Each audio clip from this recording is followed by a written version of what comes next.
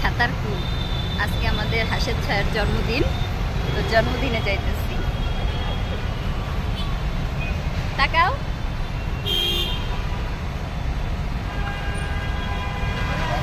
এই যে মাসা বিয়ার কেক। এটা কার? মাসা বিয়ার কেক। Happy to.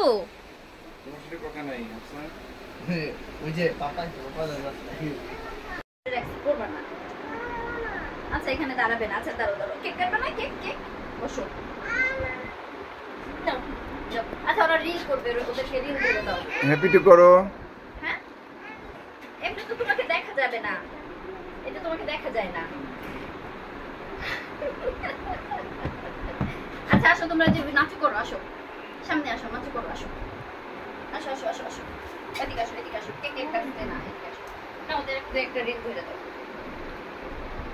ভিডিও করে নি। জন্মদিন কার? হ্যাপি টু কার? তোমার। তো তুমি কেক কাটবে না? নাচো নাচো করো। নাচু করো, নাচু করো, সবাই নাচু করো, নাচু করো। আমি গান ছেড়ে দিতেছি, দাঁড়াও। হাত ধরো, হাত ধরে নাচু করো তিনজন। হাত ধরো। কেকটা ফ্রিজে রাখো। হ্যাঁ নাও, নাচু করো, নাচু করো। হাত ধরে ধরে নাচু করো। হ্যাঁ করো করো করো।